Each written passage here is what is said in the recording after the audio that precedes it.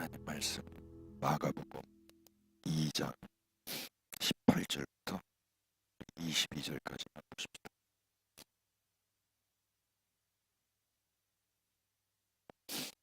마가복음 2장 18절부터 22절까지.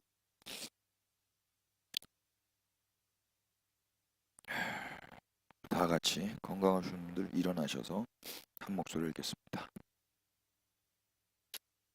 요한의 시작. 요한의 제자들을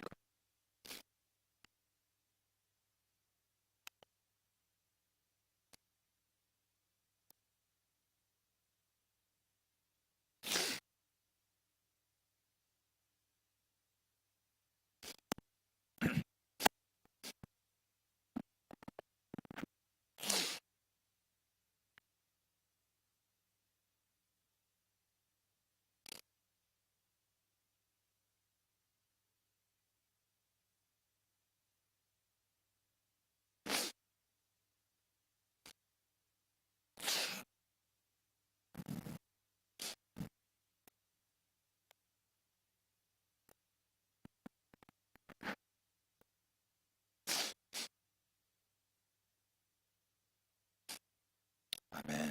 자리에 앉겠습니다. 우리는 지난 시간에 예수님이 이 땅에 오신 목적에 대해서 배웠습니다.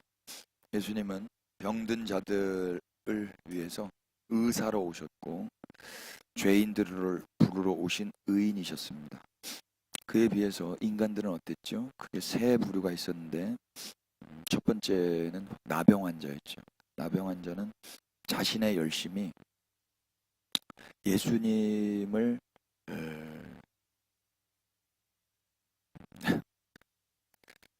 자신의 열심이 예수님께 불편함과 부정함을 끼칠 것을 알았으면서도 무례히 범법을 저지르면서까지 예수님께 가까이 나왔죠. 자기 알았을 거거든요. 내가 나가면 저분한테 이 몹쓸 병이 옮는다. 아는데도 나갔거든요. 죄죠. 근데 그런 죄인을 예수님이 치유하셨어요. 그는 예수님의 말씀, 곧 아무도 만나지도 말고 말하지도 말라 하신 말씀까지 순종하지 않았습니다. 처음부터 끝까지 그는 무례했고 불순종했죠. 그로 인해서 어떤 결과가 일어났죠? 예수님이 광야로 내몰리세요. 광야에 있던 자는 사실 그 자였습니다. 그런데 그 자는 동네에 들어오고 예수님은 동네에서 더 이상 사역하지 못하고 광야로 내쫓기셨죠. 왜 그렇게 된 거예요? 어쩌다가 광야에 있던 자가 안으로 들어왔죠. 예수님의 부정해지심, 예수님의 광야로 내쫓기심 때문이었어요. 여러분, 인간의 구원은요, 인간의 어떠함에 달려있지 않다라는 거 우리는 또 이 장면에서 또 확인합니다. 예수님이 광야로 내쫓겨지심 때문에 인간은 구원을 받는 거예요. 인간은 자신의 치유를 위해서라면 물불 안 가리는 무례한 욕심쟁이들이에요. 예수님은 그런 자신을 광야로 내쫓은 죄인을 고치고 부르기 위해서 오신 분이세요. 참 말도 안 되는 일이 일어난 것입니다. 두 번째는 중풍병자였죠. 그는 예수님의 집을 파손한 자였습니다. 사실 그는 매어온 자들에 의해서 끌려왔기 때문에 억울할 수도 있겠습니다만 어쩔 수 없죠. 누군가는 책임을 져야 하는 상황이 도래했어요. 현재 남은 사람은 그 사람 한 사람밖에 없잖아요. 거동이 불편한 이 환자가 무슨 돈이 있고 힘이 있어서 예수님의 집 지붕을 수리할 수 있을까요? 예수님의 용서가 아니면 그는 그저 어떻게든 대가를 지불해야 했던 위기가 놓여져 있었죠. 그런데 그때 바로 복음이 들렸습니다. 그 복음이 뭐죠? 내가 너를 용서하겠다. 이게 좋은 소식입니다. 예수님의 몸에 구멍을 낸 죄인들, 예수님은 그들을 넉넉히 받아내셨어요. 그들이 용서받을 수 있는 길은 예수님의 용서밖에 없어요. 복음이 뭐죠? 예수님이 우리를 용서하셨다라는 소식이에요. 여러분, 잘못 많이 저질러 보신 분들은요, 내가 널 용서한다라는 말이 얼마나 좋은 소식인지 모를걸요. 죄를 많이 져본 사람만 이게 다 착하셔가지고 뭐 죄도 안 져보셔서 잘 모르실 것 같아요. 용서는 힘이 있는 자만 할 수 있다고 했는데 기억나십니까? 힘이 없는 자가 하는 거는 정신 승리고, 힘이 있는 자만 용서를 할 수 있어요. 그래서 용서가 권세예요. 엑수시아예요. 예수님은 당신의 힘을 용서하는 데 사용하셨죠. 우리는 왜 용서를 못하는 거예요? 우리는 다 힘이 없어요. 헐랭이들이에요. 값을 지불할 수 있는 능력이 없기 때문에 우리는 용서도 못하고. 근데 예수님은 당신에게 스스로 값을 지불할 능력이 계셨기에 넉넉히 용서하신 거예요. 내가 계산하지 뭐. 이렇게. 예수님은 그렇게 용서하시기 위해서 이 땅에 오신 겁니다. 여러분, 누군가가 여러분 식사하신 밥값을 계산하러 온다. 생각만 해도 좋은 소식 아닙니까? 그렇지만 좀 민망하긴 하죠. 밥값 정도가 아니에요. 내가 싸질러 놓은 모든 죄값을 치르기 위해서 예수님이 달려오신 거예요. 그런 분이 어디 계세요? 생각만 해도 자다가도 일어나서 예배해야 될 것입니다. 우리가 용서받을 길은 그분의 용서밖에 없어요. 여러분, 우리가 용서받을 길은 우리 측에 있지 않아요. 그분의 용서만이 우리를 용서받게 하시는 거예요. 죄를 사하는 권세, 곧 용서의 힘을 소유하신 예수님이 이 땅에 오셨기 때문에 우리가 용서를 받는 거예요. 여러분, 십자가가 뭐냐면요, 십자가는 이미 우리가 용서를 받았다라는 표시예요. 이미 과거에 그 십자가를 하나님이 세우셨어요. 그리고 아들 예수님이 거기서 죽게 하셨어요. 그리고 그걸로 얼마나 사랑하는지, 너 죄졌지만 죄 때문에 내가 너를 사랑하는 게 변치 않는단다. 그래서 내가 너를 용서했단다. 난 너를 사랑한다. 이게 십자가에서 나타났어요. 그 십자가는 용서의 표시예요. 다른 말로는 사랑의 표시인 거예요. 우리는 일생 감사하고 감격해야 할 것입니다. 세 번째 인물은 레위였죠. 이 사람은 더 돌봄이 많이 필요한 사람이었습니다. 돈에 미친 사람. 돈에 미쳐서 자기 정체성 다 잃어버렸어요. 돈에 미치면 사람이 그렇게 됩니다, 여러분. 이 사람은 돈에 미쳐서 예수님이 지나가시는 그 거리에서도 예수님께 통행세를 받으려고 했을지 모르겠어요. 세관에 앉았다고 하잖아요. 그 세관은 통행료를 받는 톨게이트예요. 그런데 예수님이 그를 보시고 나를 따르라 그러셨어요. 예수님이 그 미친 돈에 미친 자도 제자로 삼으셨어요. 그가 회개해서 부름받은 게 아니었어요. 예수님이 부르시자 그가 제자가 된 것입니다. 언제나 그래서 우선은 그분의 부르심, 은혜가 먼저 와야 되는 것입니다. 하이라이트는 그 다음이었죠. 그렇게 부름받은 죄인과 돈에 미친 죄인과 예수님이 뭘 하시죠? 밥을 드세요. 식사를 하세요. 그곳에는 다른 사람들도 함께 있었는데 그 다른 사람들 중에 누가 있었어요? 제자들이 있어요. 이 제자들은 그 당시에 세금을 낼 때 물고기로 세금을 냈을 가능성이 높죠. 그렇다면 이 세리와 제자들은 철천지 원수고 경멸의 대상. 그런데 예수님은 뭘 원하시는 거예요? 이 둘이 같이 밥을 먹기를 원해하시죠. 이 식탁을 마련하시기 위해서 예수님이 그동안 얼마나 개무시를 당하셨고 그 무례함을 다 당하셨고 지붕이 파손돼야 되셨고 가증하고 부정한 자들을 다 만나셔야 됐어요. 이 식탁을 차리시기 위해서. 그거예요. 이 식탁을 차리기 위해서. 이 왕의 식탁을 차려내시기 위해서 예수님이 이 모진 고난을 다 받으셨다고. 우리는 밥을 먹어야 됩니다. 앞에 원수가 있어도 찍소리 않고 잘 밥을 먹어야 됩니다. 예수님은 당신이 부르신 제자들을 사람들의 어부가 되게 하시겠다고 선언하셨죠. 그 제자도의 시작은 거창한 일이 아니었어요. 불편한 사람들과 밥을 먹는 것부터가 시작이었어요. 오해하지 마세요. 그리스도의 제자도는요, 거창한 뭔가가 아니에요. 위대한 어떤 사역을 하는 게 아니에요. 업적을 남기는 게 아니라고요. 용서받은 죄인들이 함께 식사하는 거, 그것부터 시작이에요. 이것도 못하는데 뭘 하겠다라는 거예요.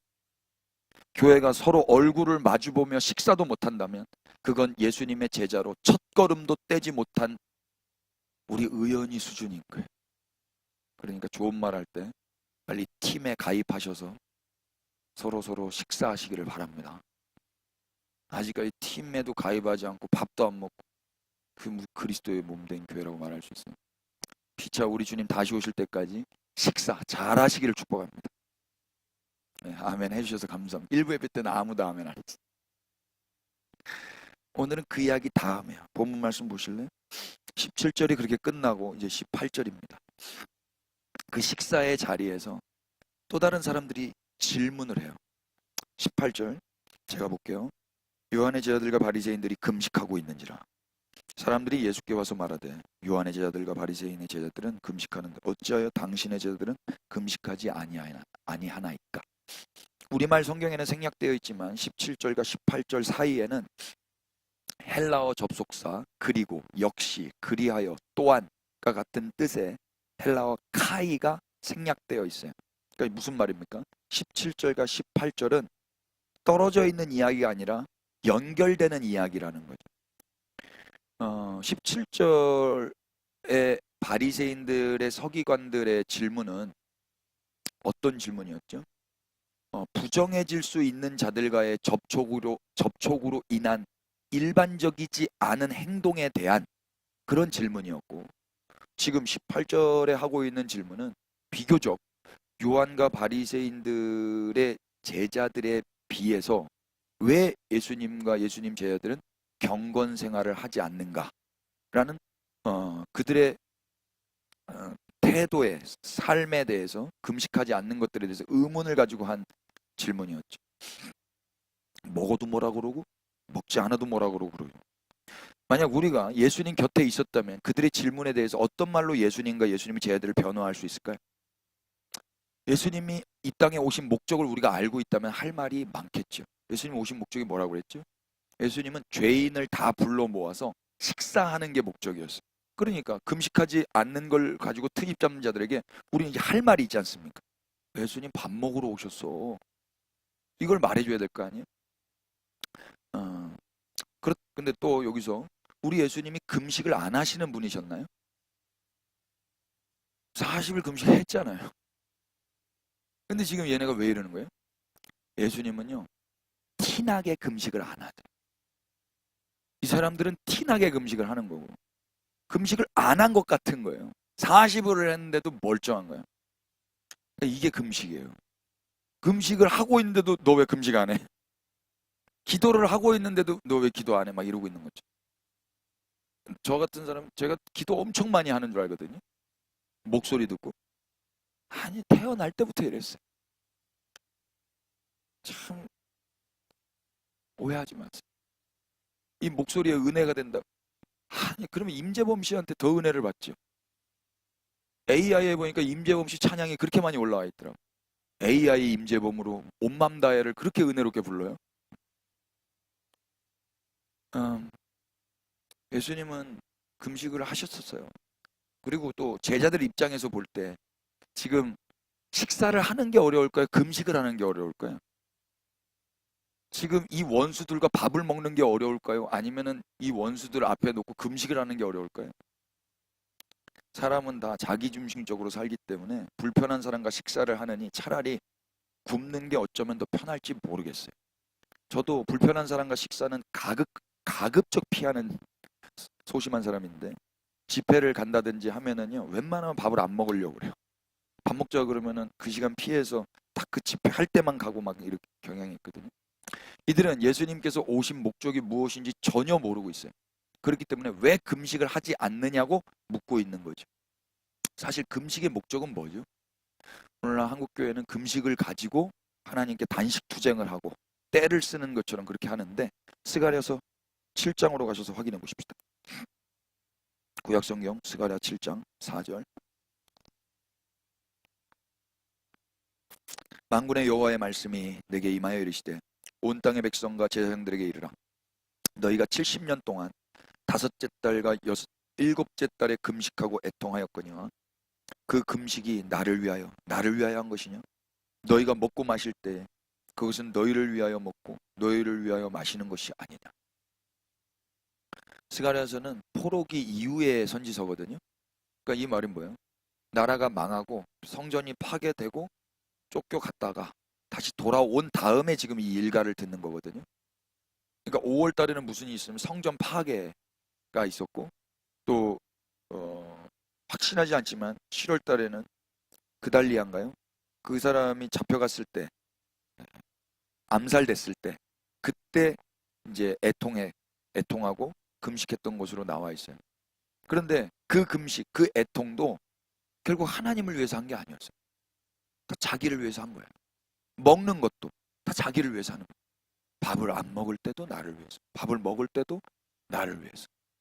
포로로 돌아온 이후에도 그들의 금식은 결국 자기 자신을 위한 거였죠. 굶는 것도 먹는 것도. 그건 하나님이 원하는 금식도 식사도 아닙니다. 오늘날 자기를 위해, 자기 문제 해결과 소원 성취를 위해 하는 섭취 내지는 금식은 여러분 아실 거예요. 그게 하나님 기뻐하시겠습니까? 저 어릴 적에 저희 어머니가 늘 하신 말씀, 아들아 밥 먹어라. 하나님이 그거 기뻐하시겠냐. 저희 어머니는 전 밥 먹듯이 금식했거든요. 청년 때 밥 먹듯이 금식하니까 저희 어머니는 늘 속이 타셨어요. 아들아 하나님이 기뻐하지 않는다. 성전을 그렇게 무너뜨리면 안 된다. 저는 죽어버리려고 금식한 거예요. 매일매일. 이 혈과 이 육이 늘 이렇게 혈기가 이렇게 나오니까 밥을 안 먹어야 제가 좀 성도다운 삶을 살겠더라고요. 저희 어머니는 아들이 그렇게 죽어가는데 얼마나 그러시겠어요. 그때 머리 다 빠졌다고 우리 어머니 자꾸 그렇게 믿고 계시는데 영양이 잘못됐다고. 그럴 수도 있어요? 하나님의 마음은 어디에 계세요? 하나님의 마음. 8절 보세요. 여호와의 말씀이 스가랴에게 이르시되 만군의 여호와가 이같이 말하여 이르시기를 너희는 진실한 재판을 행하며 서로 인애와 긍휼을 베풀며 가부와 고아와 나그네와 궁핍한 자를 압제하지 말며 서로 해하려고 마음에 도모하지 말라 하였으나 그들이 듣기는 싫어하여 등을 돌리며 듣지 아니하려고 귀를 막으며 그 마음을 금강석 같게 하여 율법과 만군의 여호와가 그의 영으로 옛 선지자들을 통하여 전한 말을 듣지 아니하므로 큰 진노가 만군의 여호와께로부터 나왔도다. 내가 불러도 그들이 듣지 아니하는 것처럼 그들이 불러도 내가 듣지 아니하리라. 만군의 여호와가 말하였느니라. 내가 그들을 바람으로 불어 알지 못하던 여러 나라에 흩었느니라. 그 후에 이 땅이 황폐하여 오고 가는 사람이 없었나니 이는 그들이 아름다운 땅을 황폐하게 하였음이니라 하시니라. 이래서 나라가 망했다 이야기예요. 금식은 금식대로 했지만 결국 하나님 원하시는 고아, 가부, 나그네, 궁핍한 자 압제하지 않는 거예요. 그들을 먹을 걸 주면서 정직하게 성결하게 이렇게 살아야 됐었거든요. 자기를 위해서 금식만 한 거예요. 자기를 위해서. 그래서 망했죠. 그럼 끝나야 되잖아요. 그런데 8장에 하나님이 이런 약속을 하세요. 만군의 여호와 말씀이 임하여 이르시되 만군의 여호와가 이같이 말하노라. 내가 시온을 위하여 크게 질투하며 그를 위하여 크게 분노함으로 질투하노라. 3절 다 같이 시작. 여호와가 이같이 말하노라. 내가 시온에 돌아와 예루살렘 가운데에 거하리니 예루살렘은 진리의 성읍이라 일컫겠고 만군의 여호와의 산은 성산이라 일컫게 되리라. 우리 7절 8절만 읽어볼까요? 만군의 시작. 만군의 여호와가 이같이 말하노라. 해가 뜨는 땅과 해가 지는 땅에서부터 구원해내고 인도하여 내다가 예루살렘 가운데 거주하게 하리니 그들은 내 백성이 되고 나는 진리와 공의로 그들의 하나님이 되리라. 아멘. 이 말씀은 1차적으로 협의적으로는 성취가 됐고요. 광의적으로는 아직 성취가 안 됐다고 저는 믿습니다. 1차적 성취는 누구로 말미암아 성취됐습니까? 하나님이 시온으로 돌아오셨습니다. 그게 누구로 말미암아 오십니까? 예수 그리스도로 말미암아. 그 황폐되어 있던 예루살렘 이스라엘 가운데 하나님이 오셨어요. 그러면 다시 사람들이 오는 거예요. 다시 하나님 나라가 회복이 되는 거란 말입니다. 하나님이 오셨으니까.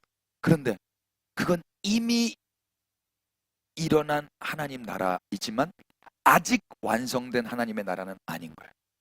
그 하나님이 지금 보좌 우편에 앉아 계세요. 그분이 다시 오셔야만 이 하나님 나라가 완성되는 것입니다. 이 말씀이 성취가 되는 거예요. 우리는 지금 어디에 살고 있는 거예요? 예수님 안에서 이미 성취되었지만 아직 완성되지 않은 상태로 오늘을 살고 있는 거예요. 그러면 우리가 뭘 구하면서 살아야 되겠어요? 그 나라를 구하면서 살아요. 그 나라를. 간단해요. 예수님 오신 뒤로 우리는 이미와 아직 사이를 살고 있는 거예요. 그래서 오늘 마가복음 2장 19절에서 예수님이 직접 이렇게 대답하시죠. 한번 본문으로 돌아가셔서 확인해 보실래요? 왜 금식하지 않냐? 라고 했을 때 19절에 예수님 뭐라고 그래요? 혼인집 손님들이 신랑과 함께 있을 때 금식할 수 있느냐? 신랑과 함께 있을 동안에는 금식할 수 없다. 지금 혼인이 잔치가 벌려졌어요. 누구로 말미암아? 신랑이 오신 거예요. 예루살렘이 신부거든요. 이스라엘이 신부예요.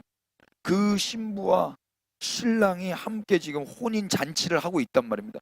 그러니까 먹고 마시고 즐겁게 놀아야 될 거 아닙니까? 그래서 죄인을 구원하시기 위해서 파티와 식사 자리를 마련하신 건데, 요한의 제자들도 모르고 바리새인의 제자들도 모르고 왜 금식하지 않느냐고 이런 질문을 하고 있단 말입니다. 율법에 얽매여 있기 때문에. 예수님의 오심으로 인해 이미 하나님 나라 잔치가 열렸죠. 이 잔치는 모든 부름받은 죄인들이 함께 식사하는 자리라 그랬어요. 이곳에서는 금식할 이유가 없어요. 하나님 나라가 회복되어서, 이미 회복되어서 모두가 그분의 잔치에서 즐겨야 할 때인데 금식이 웬 말이란 말입니까? 톰 라이트의 마가복음, 여러분 이 책은 얼마 안 비싸고 얇으니까 꼭 사서 꼭 한번 읽어보시면 좋겠는데, 제가 좀 인용을 할게요. 예수님 당시 유대인들은 과거의 큰 재난, 사진 나오나요? 예를 들어서 성전이 파괴됐을 때처럼 그런 때를 상기시키는 날에는 금식을 했다. 예수님이 경건한 유대인이라면 그런 성일은 지키고 싶어 하지 않으셨을까?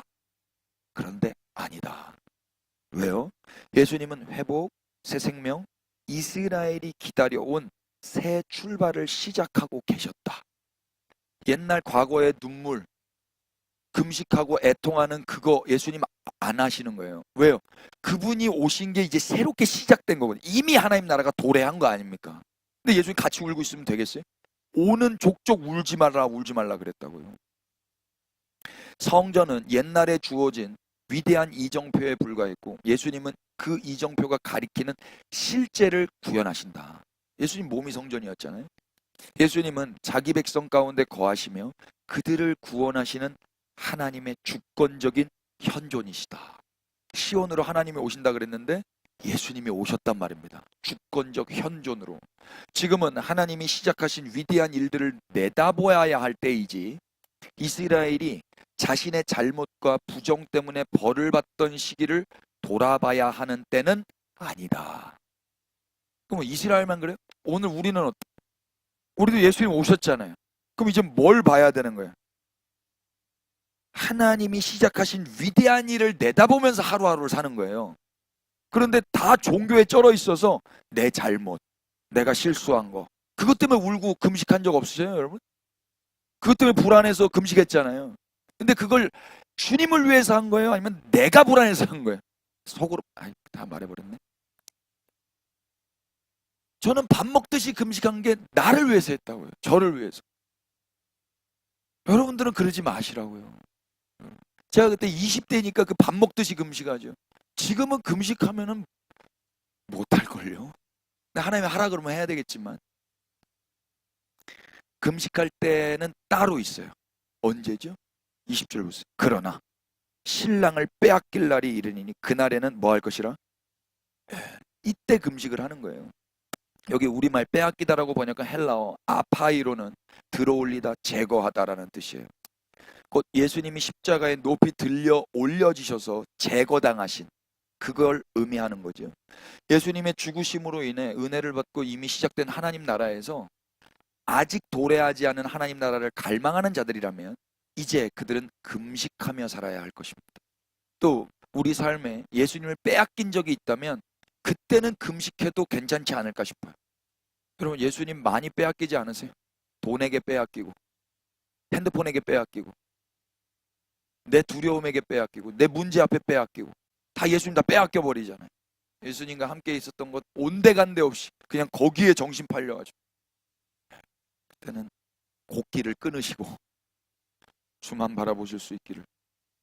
여러분, 우리의 기쁨이 뭔지 한번 돌아보세요. 하나님 나라의 도래, 그분의 나라를 사모하는 것이 나의 기쁨이 되고 있는가? 우리 아까 계속 예배했잖아요. 그렇게 하나님 나라를 사모하는 자들은요, 지금 이미 하나님 나라는 완성되어서 나는 그분으로 먹고 마시고 즐거웠지만 아직 도래하지 않은, 그래서 지금 신랑을 빼앗겨버린 오늘을 체감하면서 금식할 거예요. 먹어도 맛이 없는 거예요. 나의 나라를 위해서가 아니라 그분의 나라를 위해서 말이죠. 예수님이 이 이야기를 하신 다음에 21절과 22절에 비유를 두 가지를 들어서 말씀하세요. 매우 유명한 비유입니다. 한번 보실래요? 21절. 생배 조각을 낡은 조각에 붙이는 자가 없나니 만일 그렇게 하면 기운 새 것인 낡은 그것을 당겨 헤어짐이 더하게 되리니 새 포도주를 낡은 가죽 부대에 넣는 자가 없나니 만일 그렇게 하면 새 포도주가 부대를 떠뜨려 포도주와 부대를 버리게 되리라. 다 같이 오직 시작.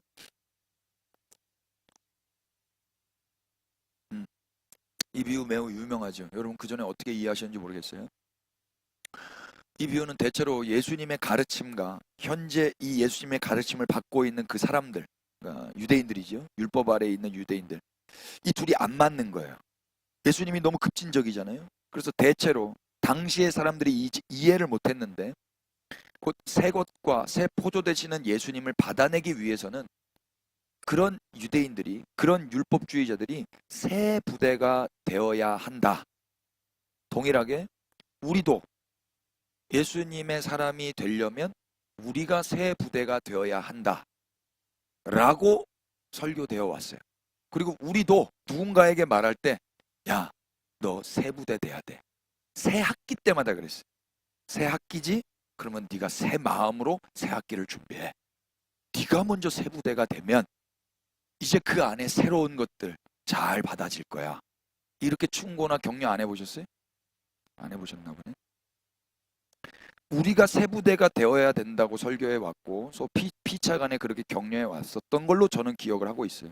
뭔가 새로운 것을 시도하려고 할 때는 먼저 새로운 것을 받아낼 수 있는 그릇이 필요하기 때문에 네가 먼저 그 새로운 그릇이 되라고 그렇게 충고했단 말입니다. 그런데 원어 성경을 보면은요, 여기 새 포도주와 새 부대가 한글은 새 같은 단어잖아요. 원어 성경은 같은 단어일까요? 다른 단어일까요? 응? 같은 단어면 제가 질문하겠어요. 다른 단어죠. 이거 잘 기억하세요. 처음 새 포도주는 네오스라는 헬라어를 썼어요. 따라해보세요. 네오스. 두 번째 새 부대는 카이노스. 다 같이 카이노스. 그러니까 포도주는 네오스 포도주. 거예요. 새 부대는 카이노스 부대인 거예요. 두 개가 달라요. 네오스는요, 상대적으로 새로운 것이에요. 상대적으로 새로운 것. 그래서 젊은 것을 지칭할 때 많이 사용돼요. 상대적으로 젊음이라는 건 상대적으로 새로운 거잖아요. 그래서 누가복음 15장에 그 탕자 이야기 있죠. 그 탕자의 둘째가, 마지가, 이게 둘째가라고 나오는데 그 둘째가 이 네오스예요. 하나, 둘 이런 뜻이 아니고 네오스를 이렇게 번역했다고. 둘째. 첫째에 비해서 젊은 것. 그게 둘째인 거예요. 이게 네오스예요. 신약 성경 제가 찾아보니까 20번 정도 사용됐는데 거의 다 젊은이로 번역되어 있어요. 거의 다. 네오스는. 그게 새 포도주의 히브리어예요. 아니, 헬라어예요. 반면에 카이노스는요, 신약 성경에서 36번이 사용됐는데 대부분 새로 와진 것. 그래서 교회, 신자, 또 새롭게 주신 언약, 새롭게 주신 계명을 일컬을 때 거의 다 사용됐어요. 다르죠. 카이노스하고 네오스하고. 그러니까 네오스는 과거의 율법이 있을 때 하고 비교해서 그것과 비교해서 새로운 것이에요. 그게 네오스예요. 그 율법과 비교해서 새로 오신 포도주, 그 예수님을 나타내기 위해서 사용했기 때문에 네오스를 쓴 거고, 뒤에 카이노스는 새로운 것이기 때문에 카이노스 부대라고 이야기를 한 거예요. 조금 어려워도 끝까지 잘 들어보세요. 그렇다면 그 율법에 비해서 새로운 예수님을 받아내려면 인간들이 새로운 카이노스가 되어야 한다고 여지껏 설교되어 왔는데 그게 과연 가당키나 한 말인가 한번 생각해보자 이야기. 예수님을 유대인들이 받아내려면 내가 새로워져야 되는 거던가요? 유대인들이 새로워져서 예수님이라는 이 급진적이고 말도 안 되는 행동을 하시는 그분을 유대인들이 받은 거예요? 아니잖아요. 받았으면 왜 죽입니까? 못 받아낸단 말입니다. 우리는 받아내요? 못 받아내요. 근데 왜 우리는 새 포도주는 새 부대에 담아야 해? 라고 가르치냔 말이에요. 솔직하게 우리 이야기해보자고요. 우리가 새로운 존재가 되어서 율법 이후에 오신 예수님을 받아냈습니까? 아니죠. 주님이 오셔서 우리가 새로운 존재가 됐죠. 순서를 잘해야 됩니다. 순서에 언제나 은혜가 있어요.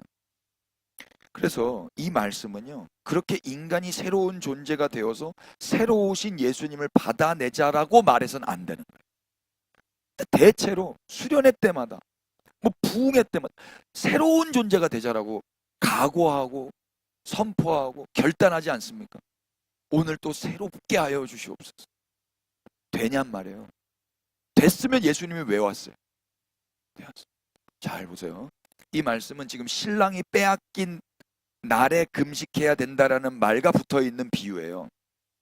신랑은 왜 빼앗기는 거죠? 신랑이 와서 잔치를 벌이고 있는데, 그래서 지금은 금식을 안 해도 되는데 빼앗길 날이 온다는 거예요. 왜 빼앗겨야 되냔 말이에요.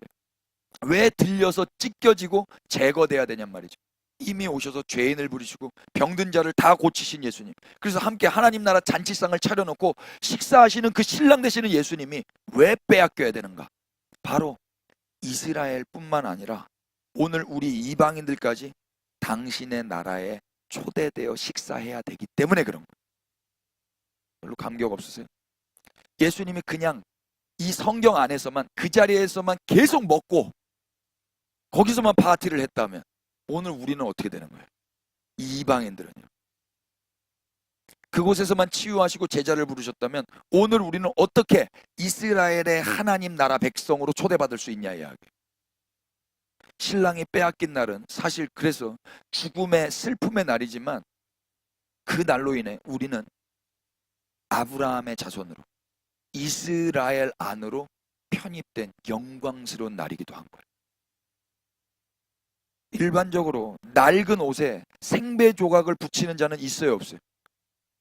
이제 랄프 로렌 좋아하는데 랄프 로렌을 찢어서 유니클로에다 붙이는 사람 있어요? 없어요.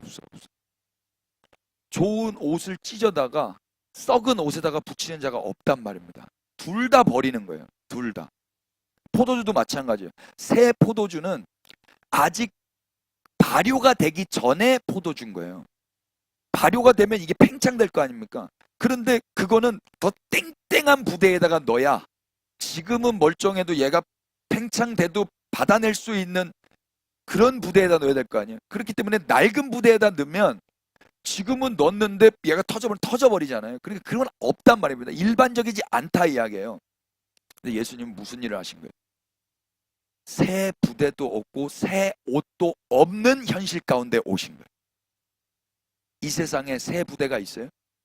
이 세상에 새 옷이 있어요? 없어요. 유일하게 새 옷, 새 술은 예수님 한 분밖에 없으세요. 유일하게. 이스라엘도 열방도 모두 다 진부했고 모두 다 낡아 빠졌어요. 율법이 그렇고 율법이 없었던 우리는 더 낡아 빠졌죠. 그 현실 속에 예수님이 들어오신 거라고요. 이 세상에 새로운 건 아무것도 없어요. 그런데 놀랍게 오늘 우리의 현실은 어떻습니까? 우리 안에 새 포도주 되시는 예수님이 담겨져 계세요. 어떻게 일어난 일? 어쩌다가 이렇게 됐냐고. 우리 안에 어떻게 예수님이 와 계셨냐고요. 어떻게 아직도 옷이 찢어지지 않고 우리는 새 옷 되시는 예수님을 입고 있고 우리의 부대가 터지지 않고 새 포도주가 우리 안에 찰랑찰랑 담겨져 있냔 말입니다. 그분이요. 이 낡은 부대 안에 들어오셔서 우리를 찢으심과 동시에 그분이 땅에 떨어져 쓰레기가 되셨어요. 거기가 담겨져 있어야 먹을 만한 음료가 되는데 그분이 뚝뚝뚝뚝 떨어져서 그냥 못 먹는 쓸모없는 쓰레기가 되셨어요. 그런데 그 쓸모없는 쓰레기를 3일 만에 하나님이 다시 일으키시는 거예요. 그 일으키실 때 우리의 옛 낡은 옛사람도 죽고 예수 그리스도와 함께 새 것이 되어서 같이 부활한 거예요. 그래서 새 것이 된 거예요.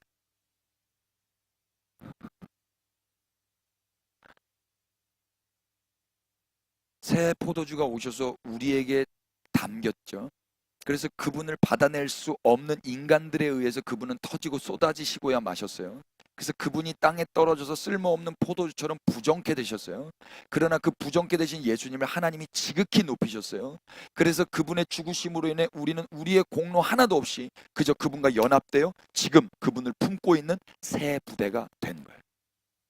고린도후서 5장으로 가보세요. 그걸 이렇게 이야기해요.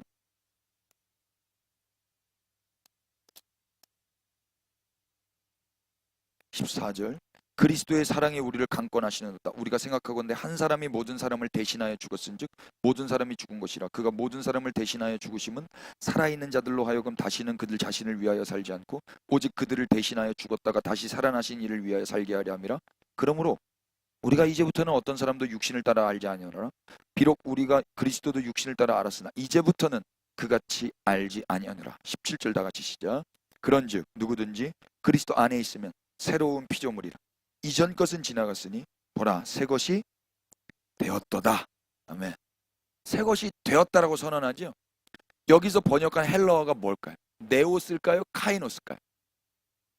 카이노스죠. 이 새 것을 만들기 위해서 네오스가 쓰레기가 돼버리는 거예요. 새 포도주가 쓰레기가 되고 죽고 하나님이 그를 지극히 높이실 때 우리까지 지극히 높이셨다고. 아무것도 한 것 없이 새 것이 된 거예요. 이걸 만들기 위해서 예수님이 빼앗겨지신 거예요. 그래서 빼앗겨져서 이미 우리는 하나님 나라를 선물로 받았지만 아직 도래하지 않는 나라 가운데 오늘을 살고 있다고요. 그러면 그들이 뭘 구하겠냐고요. 먹을 것 좀 주세요. 마실 것 좀 주세요. 입을 것 좀 주세요. 그러겠어요? 그건 이 새 것이 되지 못했던 사람들이나 구하는 거예요. 그러나 이분으로 인해 이미 새 것이 된 그분의 사람이 된 그분의 신부가 된 자들은 아버지를 신뢰하면서 먼저 그의 나라를 구한단 말입니다. 이게 제자의 기도예요. 우리가 어떻게 새 부대가 되었는가? 18절에 답이 있어요. 모든 것이 누구에게서 났다고요? 하나님께로부터 나는 거예요. 그럼 우리가 어떻게 새 부대로 나요? 어떻게? 우리는 낡은 부대잖아요.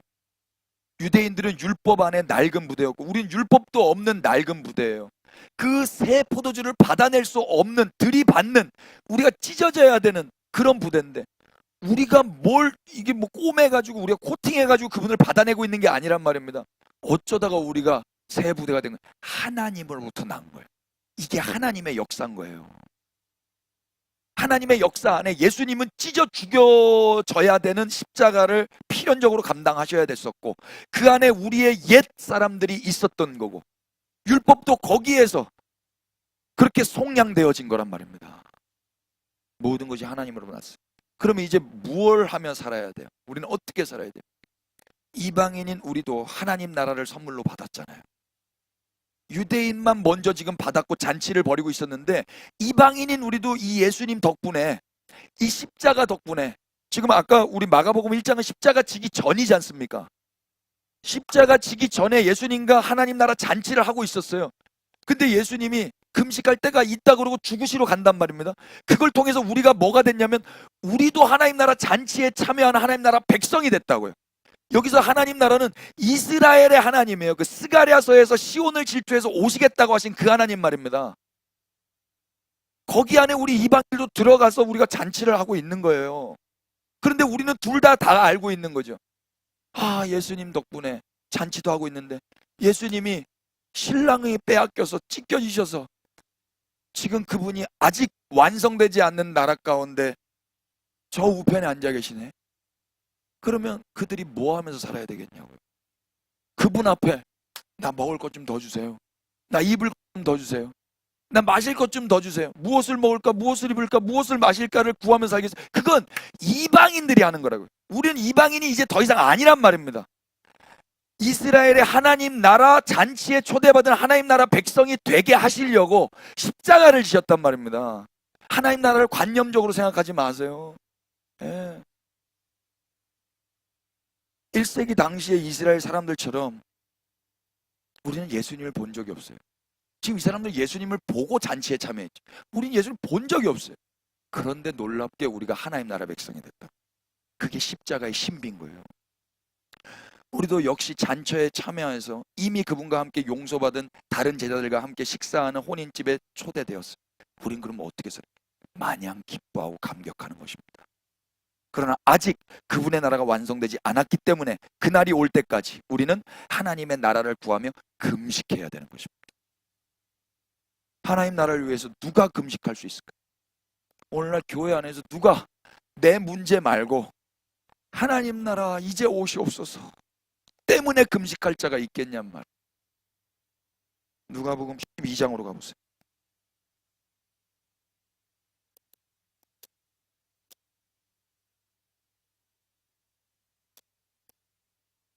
29절.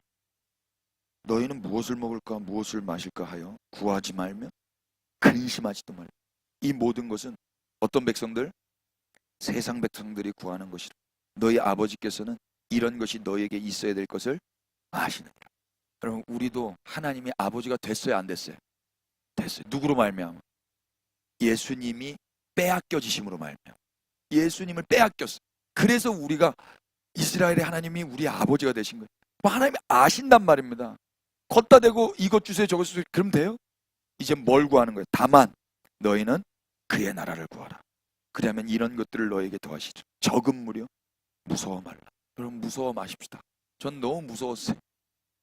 이 말씀도 알았고 막 하니까 막 기도할 거 뭐 이렇게 많이 쌓고 와가지고 먼저 주님의 나라를 구합니다 해놓고 그리고 막 내 거 엄청 구했잖아요.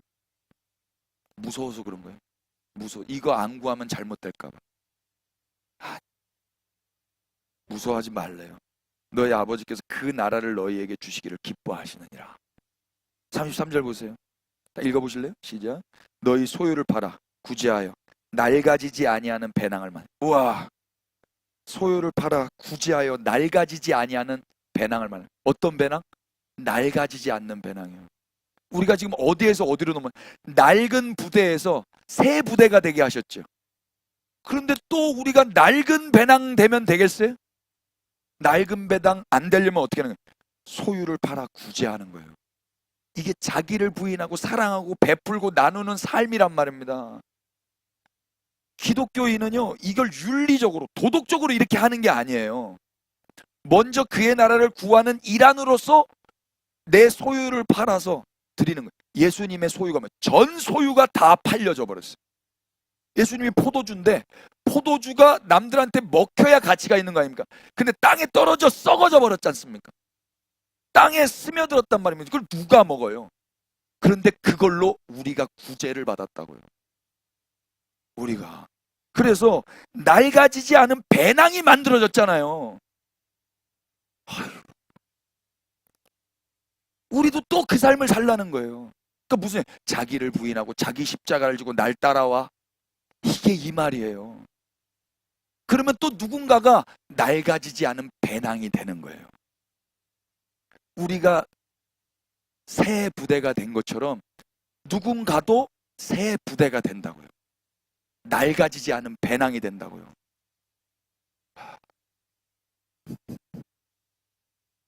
곧 하늘에 둔 바 다함이 없는 보물이니 거기는 도둑이 가까이 하며 하는 일이 없고 좀도 먹는 일이 없느니라. 너희 보물 있는 곳에는 너희 마음도 있으리라. 새 포도주 되신 예수님은 당신의 피를 흘려 쏟아지심으로 우리가 낡아지지 않는 새 부대가 되게 하셨어요. 이 은혜가 우리 가운데 임했다면 우리가 할 일은 이제 자명해요. 우리는 주님의 나라가 오기를 소원하면서 그 안에 예수님이 그렇게 하셔서 우리를 새 부대에 만들었던 그 방법론 그대로 우리도 쏟아지고 부인되고 땅에 떨어져 미날로 썩고 그래서 여기서 내 배낭 만드는 줄 알았죠. 내 배낭 만드는 게 누군가가 그 낡아지지 않는 배낭을 만들어주는 거예요. 예수님이 우리를 새 부대 만들었던 그 방법론으로 사랑하지 않으면 안 되는 거예요. 우리 주님 다시 오실 때까지 우리의 소유를 팔아 구제하여 낡아지지 않는 배낭을 만드는 것. 다시 예전처럼 낡은 부대로 돌아가겠습니까? 그럴 수 없어요. 이제 금식을 한다면 이미 새 배낭이 되게 하신 것에 감사하면서 새 배낭이 계속해서 새 배낭 되도록, 누군가가 계속 새 배낭으로 그렇게 예수님을 받아낼 수 있는 그릇들이 되어지도록 우리가 그걸 위해서 금식을 하는 거라고. 그게 이사야서에서 나오는 하나님이 기뻐하시는 흉악의 결박을 끊어내는 그런 금식인 거예요. 예수님은 당신의 살과 피를 하나님께 맡기셨죠. 십자가에서 다 빼앗겨도 예수님 스스로 그걸 찾아내려고 하지 않으셨잖아요. 자기 소유를 다 파셨잖아요. 하나님이 어떻게 하셨어요? 때가 참에 하나님께서 예수님을 높이셨죠. 동일하게 그 역사 그대로 우리의 먹을 것, 우리의 마실 것, 우리의 입을 것 주님께 맡기십시다. 스스로 내 인생을 지키려고 하지 마십시다. 예수님이 그러셨잖아요. 아버지께 영혼을 맡겼어요. 그리고 다 쏟아지신 거예요. 그 결과 어떻게 됐죠? 우리라는 새 부대가 탄생해 버렸어요. 동일하게 우리가 그렇게 주님께 맡겨놓고 그렇게 다 쏟아지면 어떤 일이 일어날 거예요? 새 부대가, 낡아지지 않는 새 배낭이 만들어질 줄로 믿습니다. 예, 나를 위해 사는 건 다 낡아 없어져요. 다시 율법으로 돌아가는 거예요. 자신을 위한, 신자는 하나님의 나라를 구하며 누군가를 낡아지지 않은 새 부대를 만드는 자로 사는 자입니다. 이어지는 말씀을 보실래요? 마가복음 이 이야기 다음에 어떤 또 에피소드가 있냐면, 예수님은 당신의 정체를 선포해 버리세요. 예수님은 이스라엘의 신랑이시며 또 우리의 신랑이시죠. 새 포도주를 담아낼 수 있는 부대를 친히 만드신 분이세요. 이어지는 말씀에서는 예수님이 더 나아가서 이렇게 말씀하세요. 우리 23절 보실래요? 마가복음 2장 23절 다 같이 안식일에 시작. 안식일에 예수께서 밀밭 사이로 지나가실세 그의 제자들이 길을 열며 이삭을 자르니 계속 바리새인들이 예수께 말하되 보시오. 예, 안식일에 또 에피소드인데요. 예수님과 제자들이 안식일에 밀밭 사이를 지나갈 때 제자들이 뭘 했대죠? 길을 열며 이삭을 잘랐어요. 뭐 다른 복음서에서는 제자들이 이제 오물오물 먹었다 이런 것도 있는데, 저는 이번 마가복음 강해에서는 굳이 다른 복음서의 내용을 가져오지 않으려고 무지 애를 쓰고 있어요.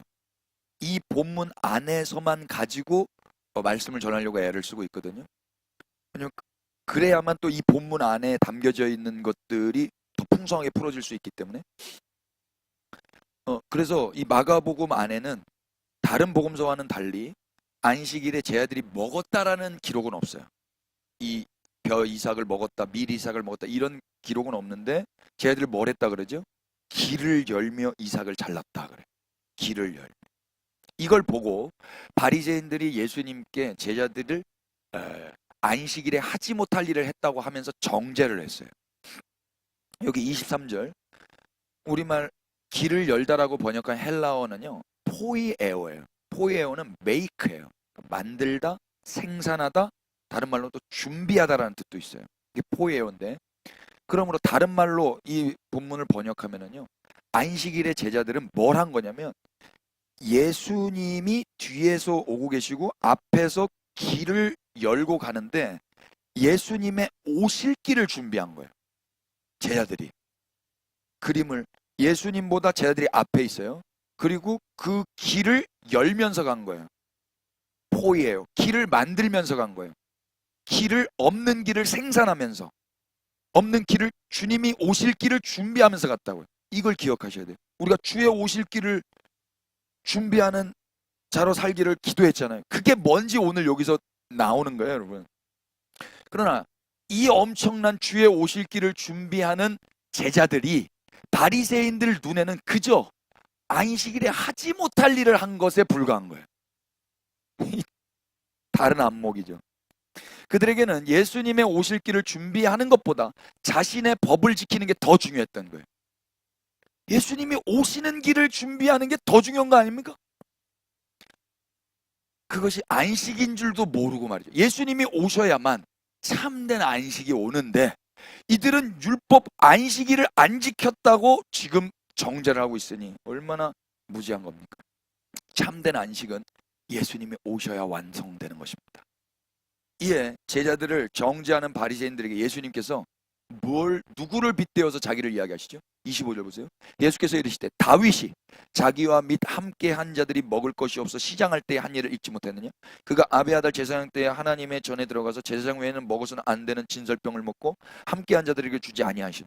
예수님 지금 누구를 빗대어서 이야기하면 다윗 왕을 빗대어서 이야기해요. 근데 재밌는 게요. 이 비유의 배경이 되는 구절은 찾진 않겠지만 사무엘상 21장이에요. 성경 퀴즈 한번 내볼까요? 이때 다윗은 왕이었습니까? 아니었습니까? 아니었죠. 다윗은 사실 사무엘상 16장에서 기름 부음을 받아요. 사무엘에게. 그리고 그 뒤로부터 계속 쫓겨다닙니다. 그때 당시에 왕이 누구였어요? 사울이죠. 사울에게. 그리고 언제 진짜 통합 왕이 되죠? 사무엘하 5장에 가서 온 이스라엘의 왕이 되는 거예요. 그러니까 지금 이 사무엘상 21장의 다윗은 왕이 아니었어요. 왕이 아닌데 기름 부음은 받았다 안 받았다? 받았다. 예수님이 지금 딱 이 상황이라고. 예수님 왕이십니까 아니십니까? 왕이시죠.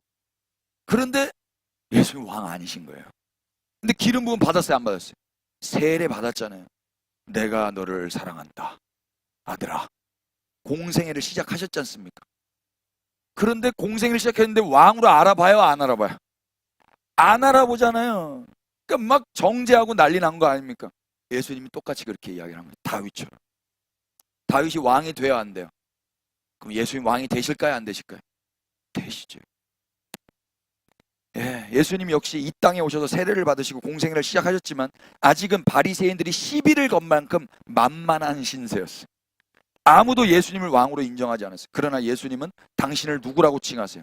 마가복음 2장 27절 28절 읽어보세요. 또 이르시되 시작. 또 이르시되 안식일이 사람을 위하여 있는 것이요 사람이 안식일을 위하여 있는 것이 아니니 이러므로 인자는 예수님 자기를 뭐라고 선포하세요? 안식일이죠. 여러분 인간은요 언제가 참된 안식을 얻게 되죠? 창세기 1장 31절부터 2장 3절 요건 한번 찾아보실래요? 창세기 1장. 하나님이 지으신 모든 것을 보시니 보시기에 심히 좋았더라. 저녁이 되고 아침이 되니 이는 여섯째 날이니라. 천지와 만물이 다 이루어지니라. 하나님이 그가 하시던 일을 일곱째 날에 마치시니 그가 하시던 모든 일을 그치시고 일곱째 날에 안식하시니라. 하나님이 그 일곱째 날을 복되게 하사 거룩하게 하셨으니 이는 하나님이 그 창조하시며 만드시던 모든 일을 마치시고 그날에 안식하셨음이니라. 사람을 사랑하신 하나님께서 세상과 사람을 창조하시고 7일째 안식하셨죠. 6일에 태어난 사람은 태어나자마자 아무것도 한 것 없이 하나님이 만들어 놓은 창조 세계 안에서 그냥 안식을 누려버렸어요. 그래서 인간의 안식은 하나님에 의한 은혜예요. 안식일은 인간을 위해 허락하신 하나님의 배려이며 선물이었죠. 하나님이 안식할 때 인간도 비로소 안식할 수 있는 거예요. 사장님이 쉬어야 직원들도 쉬는 거 아니에요? 이것이 참된 안식이란 말입니다. 하나님과 함께 하는 것이 참된 쉼인 거예요. 이게 안식인 거죠. 출애굽 때도 마찬가지예요. 찾아보진 않겠지만 16장을 보시면 그들 역시 구원은 받았지만 음식으로 불평을 했어요. 애굽에서 탈출했지만 음식이 이게 뭐냐 고기 먹고 싶다 막 이랬단 말입니다. 하나님은 그런 그들에게 하늘에서 음식을 내려주시죠. 단 안식일은 없다 그러셨어요. 그렇지만 여섯째 날에는 2배로 거둘 수 있도록 허락하셨죠. 일곱째 날에는 하나님이 하늘에서 음식을 내리지 않으셨어요. 그거 뭐 하라는 거예요? 하나님 쉰다 이야기예요. 하늘에서 누가 내려요? 키오스카가 내려줘요? 하나님이 내려주시는 거거든요. 근데 안 내린다는 건 하나님이 쉰다는 거예요. 나도 쉬니 너도 쉬라는 거거든요. 근데 6일째 2배로 줄 테니 7일 때는 쉬자는 거예요. 그렇다면 인간 역시 하나님도 쉬기 때문에 쉬어야 했었죠. 하나님과 함께 쉬는 것, 그게 바로 참된 안식이에요. 하나님과 인간이 함께 쉬면서 뭐 할까요? 함께가 중요한 거예요. 함께 한다는 거. 그게 쉼이거든요. 하나님은 쉬면서 뭘 하기를 원하시냐면 야, 너 나랑 함께 있자. 근데 인간들은 어디에 마음이 있죠? 만나와 메추라기에 마음이 있죠. 그러니까 그거 찾으러 나가잖아요. 7일째. 야, 나 쉴 때 너 쉬고 같이 놀자. 이게 안식이란 말입니다. 이게. 인간은 이 안식을 못한 거예요. 이 모든 건 다 누구를 위해서 한 거죠? 하나님이 뭐 친구가 없어서 그런 거예요? 인간들을 위해서 그렇게 하신 거예요. 안식일은 인간들을 위해서 있는 거라고. 인간들을 위해서. 그래서 예수님 그러죠. 안식일이 사람을 위해서 있는 거지. 사람이 안식을 위해서 있는 것이 아니다. 그런데 지금 본문 28절에서 예수님은 그 안식일의 주인이 누구라고 이야기했다고요? 나다. 여기 주인이라고 보니까 헬라어가요. 퀴리오스예요. 퀴리오스는 뭐냐면 주라는 뜻이에요. 주. 주가 뭐예요? 주가 마가복음 제일 처음에 나왔는데 혹시 기억나세요? 마가복음 1장 3절. 이사야 글에 따라 광야에 외치는 자의 소리가 있어 이르되 너희는 주의 길을 준비하라. 그의 오실 길을 곧게 하라. 여기 이 주가 큐리오스거든요. 이게 이사야 40장을 인용한 거예요. 이건 좀 찾아보세요. 이사야 40장 3절. 여기서 이사야 40장 3절은 주라고 나와 있나 다른 말로 나와 있나? 여러분 눈으로 한번 확인해 보실래요? 외치는 자의 소리에 이르되 너희는 광야에서 누구의 길을? 여호와의 길을 예배하라. 사막에서 우리 누구의 대로를? 하나님의 대로를. 여호와와 하나님. 구약에서는 여호와 하나님인데 신약에서는 뭐로 번역했죠? 주로 번역했다고요. 그러니까 이 주가 누구라는 거예요? 여호와 하나님이라는 거예요. 그런데 예수님이 안식일에 뭐라고요?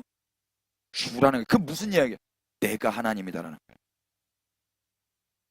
유대인들에게 내가 야훼야. 내가 여호와야. 내가 그 출애굽 때 그 안식일, 내가 그 창세기 1장에 그 안식일 만든 그게 나야. 예수님이 이 선포를 한 거예요. 이게 받아지겠어요, 이 이야기가요? 우리가 지금 받고 있다면 십자가가 지났기 때문에 받아지는 거예요. 이사야, 예수님이 하나님이세요. 그렇다면 지금 제자들은 안식일에 뭘 한 거예요? 안식일에 주의 오실 길을 준비한 거예요. 주의 오실 길을 열고 있었다고요. 이거 칭찬받아야 돼요? 욕 먹어야 돼요? 칭찬받아야지. 네. 이게 유대인들 눈에는 안 보이는 거예요. 예수님이 주인지 모르니까. 다시 말해서 여호와 하나님과 함께 여호와 하나님의 오실 길을 준비한 게 아무것도 모르는 쇳덩어리 죄인들이었단 말입니다. 죄인 제자들. 주와 함께 했고 주와 함께 하실 세상을 위해 주의 오실 길을 준비했다면 그들은 누구보다 안식한 거예요. 안식일을 지킨 거란 말입니다. 본문 23절을 다시 보실래요? 안식일에 그 주 대신 예수님의 오실 길을 준비하며 나아간 거. 안식일은 뭐 하는 날이에요? 이 본문을 통해서 배우게 되는 안식일에 우리가 잊지 말아야 될 두 가지가 있는데 첫 번째는 우리는 지금 여호와 하나님 되시는 주님이 우리와 지금 함께하고 계신지 돌아봐야 돼요. 안식일인데 주님이 없다. 예수님이 없다. 그거 안식이에요? 아니에요? 아니잖아요. 왕 대신 예수님과 함께하지 않는다면 그것은 안식을 누릴 수도 없을 뿐더러 안식일을 지키는 것도 아닌 거예요. 그러니까 뭐 어디 가서 쉰다. 그게 안식이다. 이거 아니라고. 주님과 함께 있으면 그 어디나 안식입니다.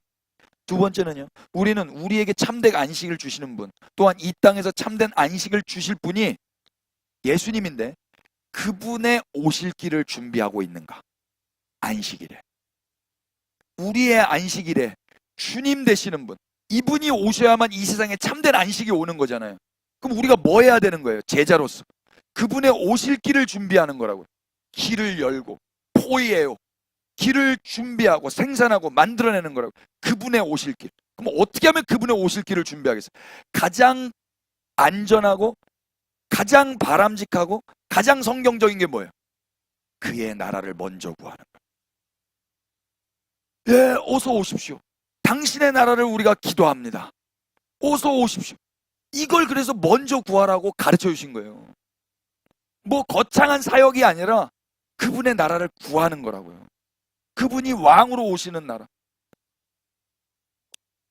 주님은 하나님 나라가 오도록 기도하라고 하셨는데 이보다 더 주의 오실 길을 준비하는데 우선되는 일이 과연 뭐란 말입니까? 오늘날 그리스도인들이 주일에 주님의 재림을 갈망하지 않는다면 또한 주의 오실 길을 기도로 준비하지 않는다면, 하나님 나라의 도래를 소망하지 않는다면 과연 그 사람들을 보고 안식을 누리고 있다라고 말할 수 있겠습니까? 의문입니다. 피차 주님 오실 길을 준비하실 수 있게 되기를 축복합니다. 세 번째 이야기 짧아요. 세 번째도 안식일에 일어난 사건이죠. 3장 1절부터 6절까지 무슨 일이 있었어요? 손 마른 자가 치유받는 장면이에요. 이때도 안식일에 일어난 일이에요. 1절 보세요. 예수께서 다시 회당에 들어가시니 한쪽 손 마른 사람이 거기에 있는지라. 거기. 1절을 주목하세요. 다시라고 번역한 헬라어 팔리는요, 다시 한번, 더욱이라는 뜻의 부사로 공간적으로 회당에 다시 또 들어간 것도 의미가 될 수 있겠지만, 행위적으로 안식일에 다시 사람을 위해서 뭔가 하시려는 것을 암시하는 단어인 거예요. 안식일은 사람을 위해 있다 그랬잖아요. 그러니까 예수님이 다시 안식일에 뭔가를 하려고 회당에 또 들어가신 거예요. 이게 은혜예요. 제 아들은 주의 오실 길을 준비했고, 주 대신 예수님은 다시 그래서 회당에 들어가세요. 그곳엔 누가 있었죠? 손 마른 자가 있었어요. 예수님이 다시 오시지 않았다면 그는 평생 회상에 있었지만 그곳에서 안식을 누리지 못했을 거예요. 주께서 다시 오셔서 다시 안식일에 일을 하시니 비로소 손 마른 자가 안식을 누리게 되는 거죠. 다시 예수님이 오셔서 다시 사람을 위해 말씀하셨기 때문에 이런 회복이 일어났다 이야기입니다. 우리는 그래서 주님이 오시도록 간구해야 되는 거예요. 주님이 오실 길을 그래서 준비해야 되는 거예요. 교회는 자신이 갈 나라가 아니라 그분이 오실 나라를 갈망하며 기도하는 사람들인 거예요. 그분이 오셔야만 손 마른 자가 회복될 거 아닙니까? 그분이 오시면 어떻게 되죠? 사람이 살아나요? 사람이 죽어요? 살아나죠. 그래야 그 사람도 안식을 누릴 거 아닙니까? 그러나 당시 사람들은 회당에 있었지만 사람이 살아나는 데는 1도 관심이 없어요. 그들은 손 마른 사람을 보질 않아요. 그들의 눈은 뭘 보죠? 예수님이 안식일에 일 하나 안 하나만 보고 있어요. 회당에 사람이 손이 말라 있는데도 그게 눈에 안 들어오는 거예요. 그 사람들 눈에는 사람이 살아나는 참된 안식이 목적이 아닌 거예요. 여기 2절에 그들이 주시하는 건 뭐였어요? 우리말 주시하다라고 번역한 헬라어는요, 파라테레오인데 자세히 관찰하다, 꾸준히 지켜보다, 주의 깊게 관찰하다. 만약 이들이 이 열심을 가지고 예수님이 안식일에 일하나 안 하나를 꾸준히 자세히 관찰한 이 열심을 가지고 손 마른 자를 자세히 관찰했다면 어떤 일이 일어났을까? 손 마른 자는 질병은 있어도 아픔은 치유됐을지 모르겠어요. 질병과 아픔은 달라요, 여러분. 마가복음 정치적으로 읽기를 쓴 박원일 교수는요, 질병과 아픔을 구분하더라고요. 질병이 육체의 병이라면 아픔은 그로부터 파생된 마음의 병이래요. 특히 고대 사회에서 아픔이란 육체적이자 사회적 현상이래요. 질병을 가지고 있거나 불구의 몸을 지닌 사람은 사회적으로나 육체적으로 삶의 질이 좋지 못하죠.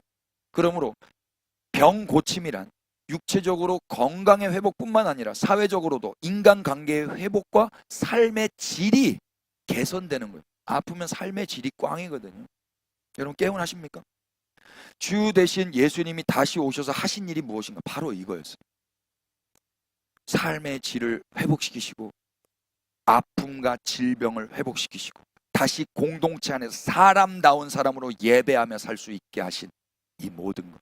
그러나 회당에 있던 많은 사람들은 그저 자신의 율법 준수와 종교 생활에 도취되어서 예수님이 자기 기준에서 법을 지키는지 안 지키는지 그것만 엿볼 뿐이었어요. 자신의 알고품이 확고하기 때문에 그들의 눈에는 손 마른 자의 아픔이 안 보였던 거죠.